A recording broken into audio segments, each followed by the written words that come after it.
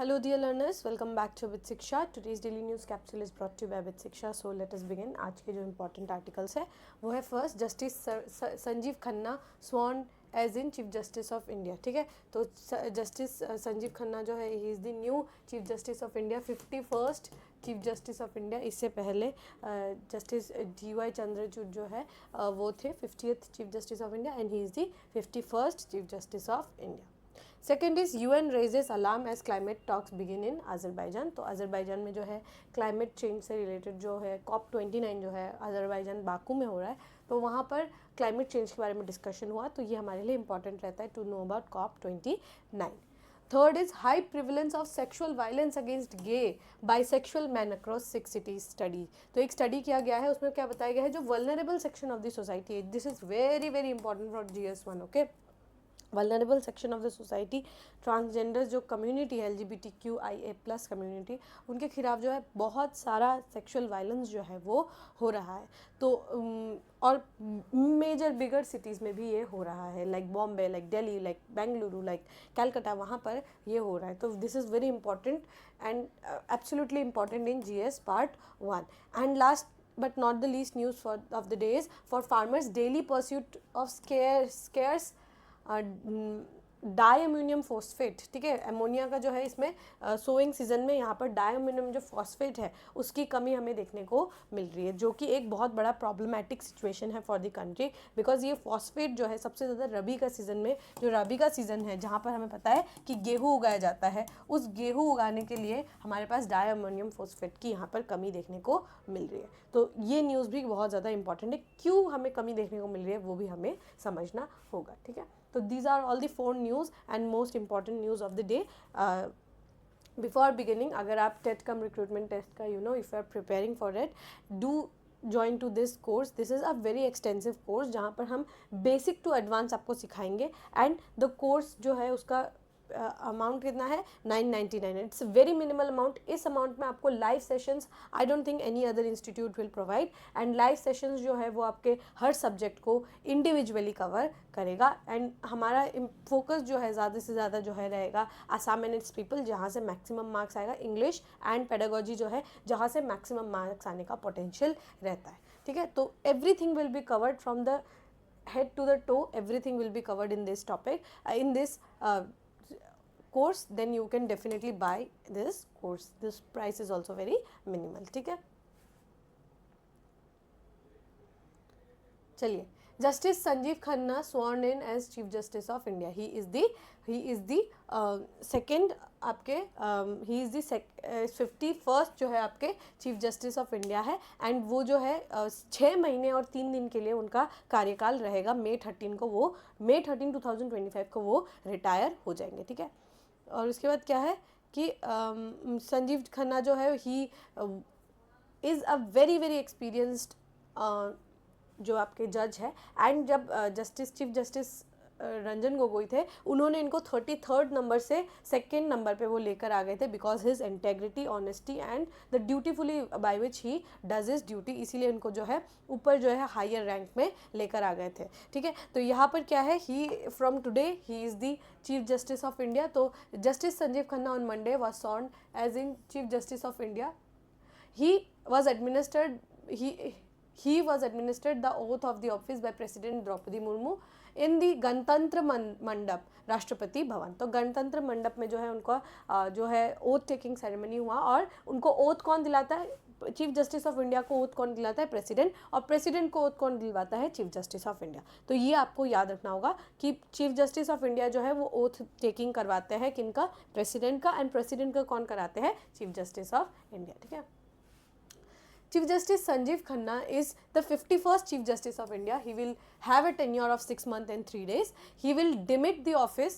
कब वो रिटायर होंगे, May 13, 2025 को. Chief Justice Khanna has succeeded Chief Justice DY Chandrachud, who retired on November 10th. Chief Justice Khanna was elevated as a judge of Supreme Court in 2019. उससे पहले वो दूसरे high courts में practice कर रहे थे. ठीक है, क्या क्या क्वालिफिकेशंस होने चाहिए एक आपको अगर चीफ जस्टिस ऑफ इंडिया बनना है, तो आपके क्वालिफिकेशंस क्या क्या होने चाहिए. First, you should be a citizen of India. Second, you should have experience of at least 5 year as a जज ऑफ हाई कोर्ट, 5 साल आपका एक्सपीरियंस होना चाहिए एज अ जज ऑफ हाई कोर्ट, या फिर आपको एटलीस्ट 10 ईयर्स होने चाहिए एडवोकेसी के रूप में, ठीक है, एडवोकेट के रूप में आपको 10 ईयर्स का एक्सपीरियंस जो है वो होना चाहिए इन हाई कोर्ट, और कोई भी मतलब हाई कोर्ट में होना चाहिए आपको एक्सपीरियंस। ये दोनों, ये जो 3 है, ये दोनों जो क्राइटेरियाज है वो दोनों मतलब हो सकता है कि आप मे भी पहले 10 साल के लिए आपने एडवोकेसी की, फिर आप 5 साल के लिए और जज बन गए, एंड देन अगर आप दोनों इसमें, ये दोनों आपको मतलब आपने ये इन दोनों को अगर आपने मीट कर लिया, ये दोनों नीड्स को, एंड आपका आप एक इस देश के ऑब्वियसली आप सिटीजन होंगे, तभी आप मतलब आपको इतना हाई पोस्ट मिलेगा, and you should be an distinguished jurist in the eyes of president, तो आप जो है you can qualify to be the chief justice of India, ठीक है। तो चीफ जस्टिस ऑफ इंडिया होने के लिए there are 3 criterias. First is you should be a citizen of India, second is आपको या तो 5 साल का एज अ जज इन हाई कोर्ट या फिर 10 साल का एज एन एडवोकेट का एक्सपीरियंस होना चाहिए, या फिर बोथ, ठीक है, दोनों हो सकता है, and you should be a distinct jurist. ये 3 आपके क्राइटेरियाज है, जिसके बाद you can be the chief justice of India, ठीक है। द चीफ जस्टिस एंड जजेस of supreme court are appointed by president under clause 2 of article 124। Article 124 के तहत जो है आपको अपॉइंट किया जाता है एज द जज ऑफ सुप्रीम कोर्ट और या फिर chief justice of India. As far as chief justice of India is concern, the outgoing chief justice recommends his successor. तो आप जैसे कोई एक जा रहे हैं तो वो अपना सक्सेसर को रेकमेंड करते हुए जाएंगे। The union law minister forwards the recommendation to the prime minister who in turn advises the president, ठीक है। तो यहाँ पर क्या होता है, कॉलेजियम सिस्टम के बारे में आप लोगों ने, मैंने आप लोगों को पढ़ाया भी और आप लोगों ने पढ़ा भी होगा। कॉलेजियम में कितने जजेस होते हैं, 4 सीनियर मोस्ट जजेस plus 1 chief justice of India. ये 5 लोग जो है, ये 5 जो जजेस है वो मिलके क्या डिसाइड करते हैं, एक नेम जो है वो डिसाइड करते हैं। वो इस नेम को आपके यूनियन लॉ मिनिस्टर को देते हैं, और यूनियन लॉ मिनिस्टर ये प्राइम मिनिस्टर को देते हैं, और प्राइम मिनिस्टर ये प्रेसिडेंट को फॉरवर्ड करते हैं। तो इस साइकिल में चलेगा कि आपको पहले कॉलेजियम होगा, एक नाम डिसाइड किया जाएगा, नाम जो है यूनियन लॉ मिनिस्टर के पास जाएगा, union law minister prime minister के पास भेजेंगे, प्राइम मिनिस्टर आपके प्रेसिडेंट के पास यहाँ पर भेज देंगे, ठीक है। तो इस तरीके से आपका पूरा कॉलेजियम सिस्टम यहाँ पर कंप्लीट होता है। सुप्रीम कोर्ट इन सेकंड जजेस केसेस, देयर आर 3 जजेस केसेस, ओके। सेकंड जज केसेस में क्या बोला कि सीनियर मोस्ट जो जज होंगे सुप्रीम कोर्ट को, he should be appointed as the chief justice of India, क्योंकि सीनियर मोस्ट है तो ज़्यादा उनके पास एक्सपीरियंस रहेगा, तो यहाँ पर उन्हीं को जो as a he should be appointed as the judge of chief justice of India, ठीक है। द सुप्रीम कोर्ट कॉलेजियम जो है मैंने बताया आपको, chief justice of India plus 4 जजेस के कॉलेजियम के साथ, जो सीनियर मोस्ट जजेस होते हैं कोर्ट के, उनका कॉलेजियम ये बनता है। The collegium system is the system appointed and system of appointment and transfer of जजेस that has evolve through judgments in the various SC supreme court जजेस केसेस। जो मैंने आपको 3 जजेस केसेस हुए हैं, उसमें ये तीनों में डेवलप हुआ है कॉलेजियम सिस्टम के बारे में। हम नेक्स्ट टाइम डिस्कस करेंगे अबाउट एनजैक एंड कॉलेजियम के बारे में हम लोग डिस्कस करेंगे, ठीक है, कि कैसे ये जो 99th आपका कॉन्स्टिट्यूशनल अमेंडमेंट एक्ट था, इसको कैसे नल एंड वॉइड डिक्लेयर किया by the supreme court of India, ठीक है। तो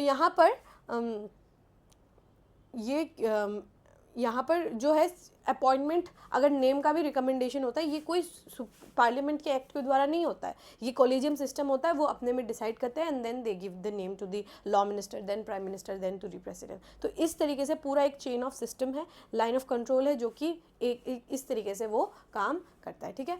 तो this was the first news, आपको ये ऑब्वियसली समझ में आ गया होगा। We can move to the next news. The next news is UN raises alarm as climate talks begin in Azerbaijan. तो अजरबैजान बाकू में जो है COP29 का जो मीटिंग है वो चल रहा है, और हमारा जो पेरिस एग्रीमेंट है, पेरिस एग्रीमेंट 2015 में हमने पेरिस एग्रीमेंट जो है इसको साइन किया था। इसमें हमने क्या कहा था कि हमें अपना जो ग्लोबल टेम्परेचर है वो 1.5 डिग्री सेल्सियस तक हमें रोकना होगा, और 2 डिग्री से ऊपर अगर जाएंगे तो चेंजेस विल बी इरिवर्सिबल। तो हमारा जो ग्लोबल लिमिट था टेम्परेचर का वाज दिस, लेकिन हम देख पा रहे हैं हमारा जो जिस तरीके से हमें काम करना चाहिए, या फिर हमें जिस लेवल से हमें वो डेडिकेशन से वो काम करना चाहिए ताकि हम उस टेम्परेचर को इस सर्टेन अमाउंट तक रोके, वो नहीं हो पा रहा है। Climate meetings after climate meetings हो रहे हैं, लेकिन we are not seeing any change, ठीक है। या फिर जो भी कुछ डिसाइड किया जाता है, लाइक लॉस एंड डैमेज हो गया, एडेप्टेशन फंड हो गया, मिटिगेशन फंड हो गया, कुछ भी जो फाइनेंसिंग है, क्लाइमेट फाइनेंसिंग है, वो यहाँ पर ढंग से नहीं हो पा रहा है। इसीलिए हमारा जो ग्लोबल टेम्परेचर जो है वो भी धीरे धीरे और ज़्यादा बढ़ते हुए यहाँ पर जा रहा है। This is very problematic, as we will see in the upcoming time. We will see it would have created a very big havoc, and it would have impacted so many lives, and especially in the lower developing countries and the lower middle income countries and the lower income countries. They will suffer the most. The island countries in Oceania, the island countries in Pacific Ocean, in Indian Ocean में जो भी आपके island countries है, they will suffer the most. The countries which have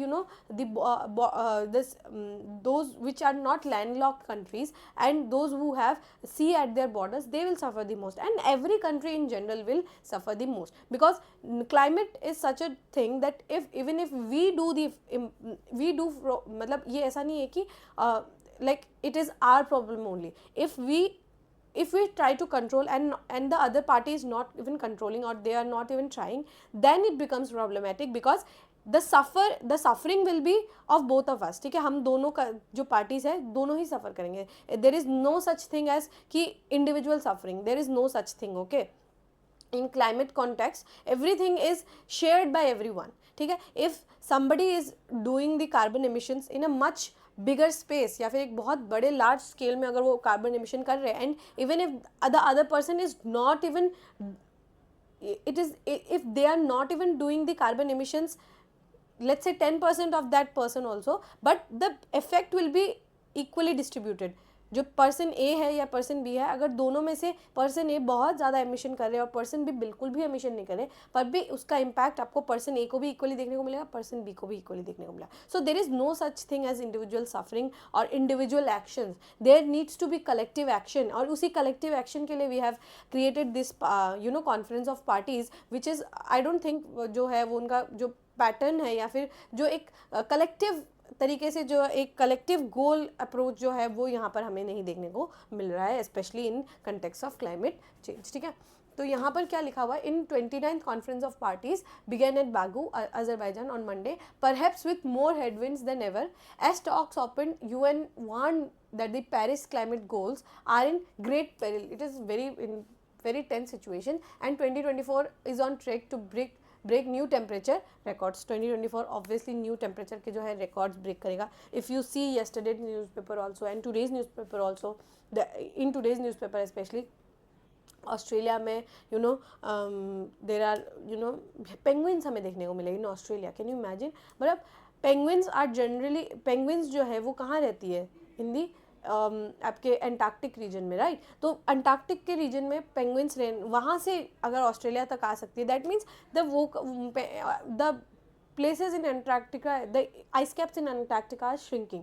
तो इसके वजह से बहुत ख़राब जो है यहाँ पे सिचुएशन है. The period from 2015 to 2024 will also be the warmest decade ever recorded, the UN world meteorological organisation said in new report.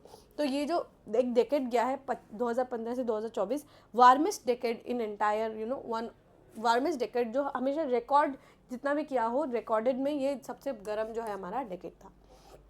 The re-election of Donald Trump as US president has already cast a shadow over the meet, where the main focus is on agreeing climate financing, who pays how much is needed, and how the funds would be used to address climate adaptation, mitigation and loss and damage.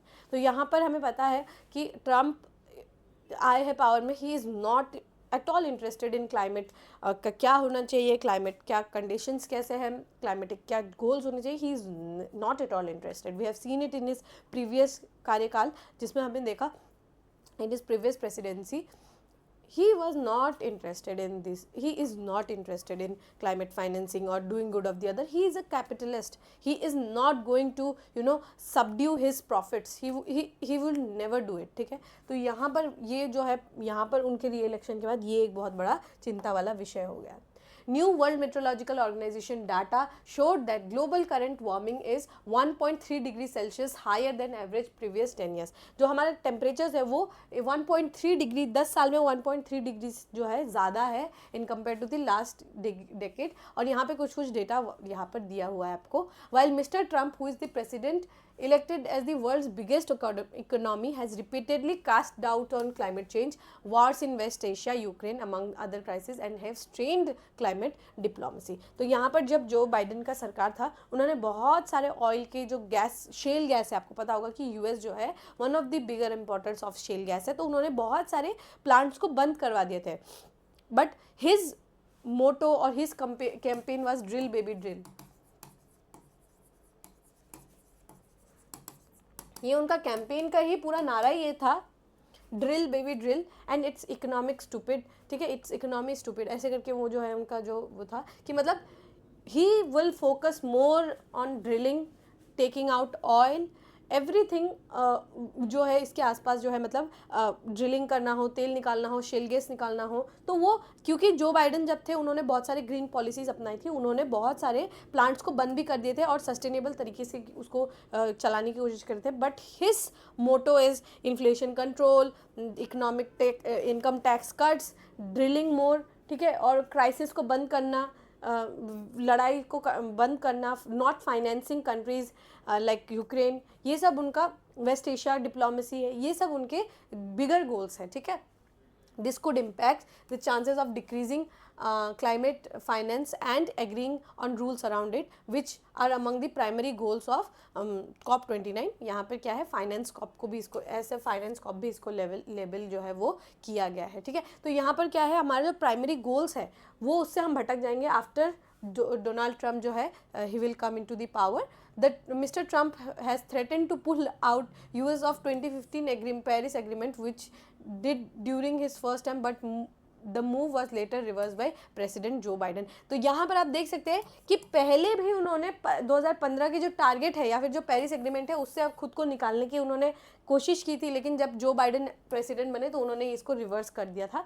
पर अब देखिए यहाँ पर once he did this there is maximum chances that he will do it again। So there is no scope for at least for upcoming 4 years there is no scope कि इस तरीके से कुछ क्लाइमेट्स को लेके बातें होगी या फाइनेंसिंग होगा। I don't think so, the chances are very bleak, very dull। ठीक है, तो ये बहुत इंपॉर्टेंट रहेगा, हम देखते हैं। बिकॉज मैंने बोला ना कि US election, presidential elections have impact on entire world. हर एक जगह में यूएस प्रेसिडेंशियल इलेक्शंस का कुछ ना कुछ इम्पैक्ट रहता ही रहता है। एंड ऑलमोस्ट इकोनॉमीज में आपको, पॉलिटिकल पावर्स में आपको देखने को मिलेगा, क्लाइमेट में देखने को मिलेगा, एवरीथिंग, हर चीज़ में इम्पैक्ट है यूएस प्रेसिडेंशियल इलेक्शंस का। कौन आता है, कौन सी पार्टी आती है, क्या रिपब्लिकन है, क्या डेमोक्रेटिक है, कौन है, क्या कैपिटलिस्ट थॉट के है, क्या थोड़े से लीनियंट है या ग्रीन फाइनेंस कर रहे, ग्रीनर सस्टेनेबल वेज देख रहे हैं, वो बहुत इंपॉर्टेंट रहता है। ठीक है, because US is such an humongous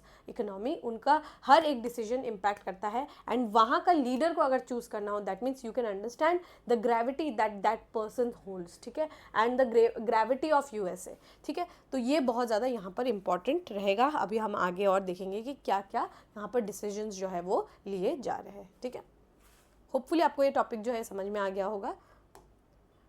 next news is high prevalence of sexual violence against gay bisexual man across 6 cities. तो यहाँ पर क्या है कि बहुत यहाँ पर ना रिसर्च हुआ है। ठीक है, जो बीएमसी है उन्होंने यहाँ पर रिसर्च किया है और मतलब उन्होंने क्या देखा है कि 300 सेल्फ आइडेंटिफाइड गे और ये मैन है जो आपके gay man and bisexual man, उनका देखा है। और उसमें से क्या देखने को मिला, 78.7% जो गे मैन है उनके साथ, गे मैन एंड या फिर बाइसेक्सुअल मैन है, उनके साथ किसी ना किसी टाइप का वायलेंस ज़रूर हुआ है। Be it verbal, be it physical, be it sexual, किसी ना किसी टाइप का वायलेंस जो है उनके साथ हुआ है। ठीक है, तो ये थोड़ा सा हम लोग डेप्थ में देखते हैं बिकॉज GS1 के पर्सपेक्टिव से it is very very important. ठीक है, a research conducted by 4 academics shed light on the prevalence of violence of gay and bisexual men across 6 cities.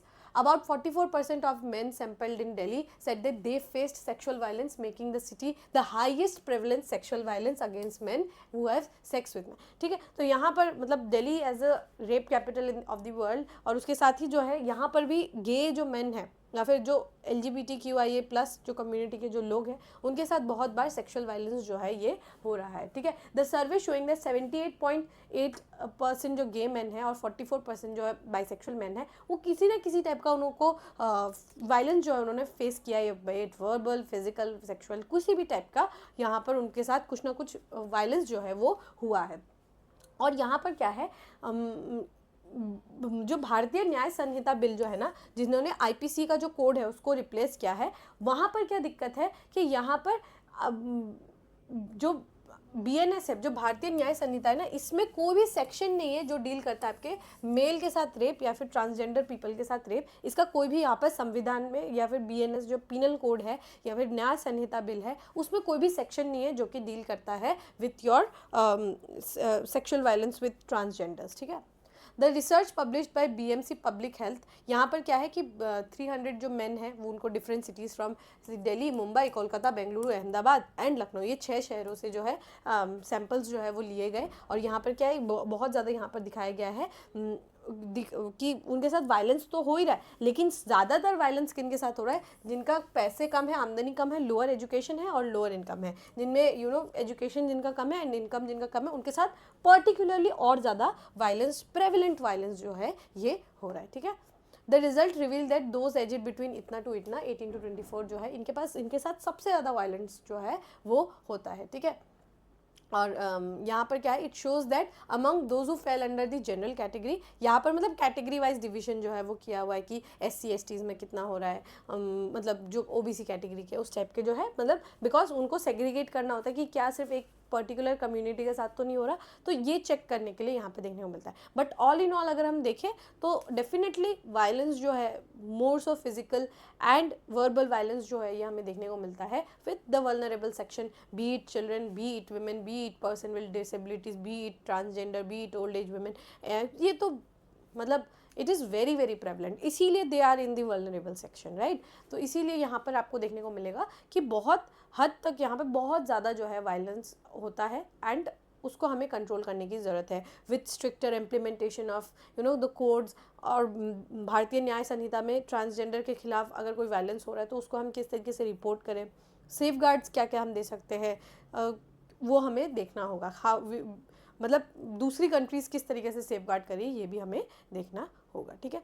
तो this is very important, data जो है यहाँ पर provide किया गया है, आप देख सकते हैं, और कम्युनिटी वाइज भी जो है डेटा जो है यहाँ पर दिया हुआ है, ठीक है। तो आपको समझ में यहाँ पर आ गया होगा, ठीक है। Okay, last news for the days for farmers, daily pursuit of source diammonium phosphate in sowing season, ठीक है। यहाँ पर क्या है, स्कैरसिटी है डायमोनियम फॉस्फेट की, ठीक है, कमी हमें देखने को मिल रही है। जो डायमोनियम फॉस्फेट है, देयर आर 3 यहाँ पर फर्टिलाइजर में ये 3 कंपोनेंट्स होते हैं, nitrogen, potassium and your ammonia, ठीक है। तो नाइट्रोजन आपका जो है फॉस्फोरस एंड अमोनिया, ठीक है, ये 3 है, ठीक है। Nitrogen, phosphorus, ammonia, nitrogen, phosphorus and ammonia. तो ये जो अमोनिया है, जो के है ये, ठीक है, या फिर डायमोनियम फॉस्फेट डैप जो है आपका, उसमें क्या है, हमारा जो है रबी सीजन में इनका सबसे ज़्यादा यूज़ होता है, ठीक है। जो रबी के क्रॉप्स होते हैं, जैसे गेहूँ उगाना हो गया, मस्टर्ड उगाना हो गया, तो डायमोनियम फॉस्फेट का सबसे ज़्यादा उस समय यूज़ होता है। इसीलिए अब लोग जो है डायमोनियम का फॉस्फेट को ढूंढ रहे हैं, लेकिन डायमोनियम फॉस्फेट बाजार में it's not available and people are buying. और ये क्या हो सकता है, इसका एक इल इम्पैक्ट ये पड़ सकता है, ऑब्वियसली फर्टिलाइजर कम होगा, प्रोडक्शन कम होगा, जो प्राइस है वो डेफिनेटली इंक्रीज होगा, ठीक है। तो ये सबसे बड़ा इशू रहेगा कि अभी हम कैसे इस डायमोनियम फॉस्फेट के इशू को हम रिजॉल्व करते, ठीक है। तो मैं आपको थोड़ा जिस्ट में समझा देती हूँ। एट प्रधानमंत्री किसान समृद्धि केंद्र PMKS के यहाँ पर क्या है, बहुत सारे डिस्ट्रिक्ट्स में, जैसे पंजाब में, हरियाणा में, बहुत सारे जगहों पर जो लोग, जो फार्मर्स है वो एम्प्टी हैंड वापस आ रहे हैं। क्यों? बिकॉज उनको डायमोनियम फॉस्फेट या फिर डैप जो है वो नहीं मिल पा रहा है, ठीक है। तो यहाँ पर क्या है कि प्राइवेट शॉप्स जो है वो तो बेच रहे हैं, या तो बहुत ज़्यादा प्रीमियम प्राइसेस में बेच रहे हैं, या फिर अगर बेच भी रहे हैं तो उसके साथ कुछ फर्टिलाइजर्स एक्स्ट्रा से बेच दे रहे हैं जो उनको नहीं चाहिए। ऑब्वियसली अगर जो कोई टाइप का पेस्टिसाइड है उनको नहीं चाहिए, फिर भी वो अगर उनको डायमोनियम फॉस्फेट चाहिए तो वो उसको बेच रहे हैं। एंड हमारे फार्मर्स जो है उनको अब, क्योंकि वो खाद चाहिए ही, खाद जो है वो उनको चाहिए, नहीं मिल रहा तो now they have to do what, उनको खरीदना ही पड़ेगा, या तो वो प्रीमियम दे के खरीद रहे, या तो वो एक्स्ट्रा चीज़ें यहाँ पर खरीद रहे पेस्टिसाइड। तो इसीलिए फार्मर्स को बहुत ज़्यादा प्रॉब्लम जो है वो देखने को मिलेगा, क्योंकि यहाँ पर क्या होगा, एक तो जो बुआ मतलब उसको बोना है, जो वीट जो है गेहूं का बोने का जो टाइम है वो भी निकल जाएगा, और डिले होगा तो उसकी वजह से बाद में, क्योंकि जब मार्च अप्रैल के समय जो है, बिकॉज थोड़ा सा विंटर लविंग क्रॉप्स है, और वैसे भी मार्च का जो समय है, मार्च अप्रैल का समय है, इस समय गर्मी आ जाती है नॉर्मली, तो इसकी वजह से जल्दी भी अर्ली कटिंग करना होगा, तो जो प्रोडक्शन है वो उतना ऑप्टिमम प्रोडक्शन नहीं हो पाएगा। दिस इज़ वेरी प्रॉब्लमेटिक, ठीक है, कि मतलब आप देर से भी बोआई कर रहे हैं और जल्दी भी काट देंगे, क्योंकि मार्च के बाद अप्रैल आने से पहले ही कटिंग हो जाता है, ठीक है। तो उसकी वजह से क्या होगा कि यहाँ पर प्रॉब्लम हमें देखने को मिलेगा कि जो, क्योंकि देर से प्रोडक्शन हो रहा है और जल्दी हम निकाल रहे हैं, तो जो प्रोडक्शन जो है, मतलब क्वांटिटी जो है, उसमें हमें कमी देखने को मिलेगी, एंड प्रोड्यूस अगर कम होगा, that means supply demand mismatch होगा, और सप्लाई डिमांड मिसमैच होने के कारण क्या होगा, हमें शॉक देखने को मिलेंगे, इन्फ्लेशन जो है वो बहुत ज़्यादा बढ़ जाएगा। तो ये बहुत बड़ा यहाँ पर इशू रहता है। हमें ये समझना है कि शॉर्टेज क्यों है, डायमोनियम फॉस्फेट का शॉर्टेज क्यों है। बहुत सारे फैक्टर्स है। पहला है, एक तो मतलब क्या है कि हमारा जो डिमांड है, या फिर हमारे जो स्टॉक्स है ना, वो बहुत कम है, 15 to 16 लाख टन्स है, जबकि हमारा रिकमेंडेड डिमांड कितना है, 27 to 30 लाख टन्स का हमारा डिमांड है। स्टॉक्स जो है वो ज़्यादा होना चाहिए, लेकिन बहुत ज़्यादा कम है। रिड्यूस्ड इम्पोर्ट्स है, इम्पोर्ट्स जो है वो बहुत कम हो गई है, इम्पोर्ट्स का हम अभी नीचे और कारण भी देखेंगे। डिक्रीज डोमेस्टिक प्रोडक्शन भी काफ़ी उनमें कमी देखने को मिली है, डोमेस्टिक प्रोडक्शन भी हमें यहाँ पर कमी देखने को मिली है। डिमांड बहुत ज़्यादा है, क्योंकि रबी क्रॉप्स में ये ज़्यादा यूज़ होता है। देखिए, मस्टर्ड भी रबी क्रॉप है, पोटैटो भी रबी क्रॉप है, और वीट भी आपका रबी क्रॉप है। तो डिमांड बहुत ज़्यादा है, सप्लाई यहाँ पे शॉर्टेज है, डिमांड डोमेस्टिक प्रोडक्शन का शॉर्टेज है, और आपके इम्पोर्ट्स का भी शॉर्टेज है। क्यों शॉर्टेज है इम्पोर्ट्स का? Because of Red Sea crisis and Ukraine Gaza conflicts. Red Sea crisis की वजह से, क्योंकि बहुत सारे अटैक्स हो रहे हैं by Somalian pirates and other things also, तो वहाँ पर क्या है कि जो रेड सी में जो है ना, यहाँ पर जो वॉल्यूम मूवमेंट है आपकी कार्गोज का, वो बहुत ज़्यादा कम हो गया है। तो इसकी वजह से क्या है, डैप का जो इम्पोर्ट्स है उसमें बहुत ज़्यादा कमी देखने को मिली है, एंड मतलब शिप्स जो है रीरूट करना पड़ रहा है उनको, और एडिशनल 6,500 किलोमीटर जो है घूम के आना पड़ रहा है instead of the shortcut one, because जो रेड सी के क्राइसिस है। एंड यहाँ पर क्या है, यूक्रेन गाजा कन्फ्लिक्ट, अगर आपको पता हो, यूक्रेन जो है one of the bigger suppliers of fertilisers हुआ करता था, एंड गाजा के कन्फ्लिक्ट की वजह से भी जो है, इसने भी, क्योंकि तेल के प्रोडक्शन में कमी ज़्यादा देखने को मिली है, और उसकी वजह से फर्टिलाइजर्स हम अच्छे से प्रोड्यूस नहीं कर पा रहे, तो उसके वजह से भी फर्टिलाइजर प्रोडक्शन पे कमी देखने को मिली है, विच इनएविटेबली ये सारे रीजन जो है यहीं पे इससे इंटरलिंक्ड है कहीं ना कहीं, ठीक है। तो ये सारे रीज़न है कि क्यों हम जो है हमारे फर्टिलाइज़र के जो प्रोडक्शन है एंड फर्टिलाइज़र का जो डिमांड है उसमें हमें कमी या ज़्यादा देखने को मिला है। सो यहाँ पर गवर्नमेंट का इंटरवीन करना is a must now. Government would intervene obviously, and subsidy वगैरह प्रोवाइड कराएंगे, एंड बहुत ज़रूरी हो जाएगा, बिकॉज प्रोडक्शन अगर कम होगा, डेफिनेटली 2025 के अर्ली 2025 में वी विल विटनेस इन्फ्लेशन, ठीक है, हम जो है विटनेस करेंगे इन्फ्लेशन को। और इस समय जब इन्फ्लेशन होता है ना, तो ब्लैक मार्केटिंग का भी बहुत ज़्यादा चांस हो जाता है, फूड एडल्ट्रेशन का, और फूड को होर्ड करना, फूड होर्डिंग का बहुत ज़्यादा जो है केसेस बढ़ जाता है। तो government should act swiftly, need to act swiftly, and मतलब गवर्नमेंट को इंटरवीन करना होगा यहाँ पर, और उसी के बाद जो है कुछ हमें चेंजेस देखने को मिलेंगे, ठीक है। तो होपफुली आपको ये टॉपिक्स जो है आज समझ में आ गया होगा। With this, we have come to end of today's daily news discussion. If you have liked this discussion, don't forget to give a like and write down in the comment section. We will meet in the next discussion. Till then, take care and thank you.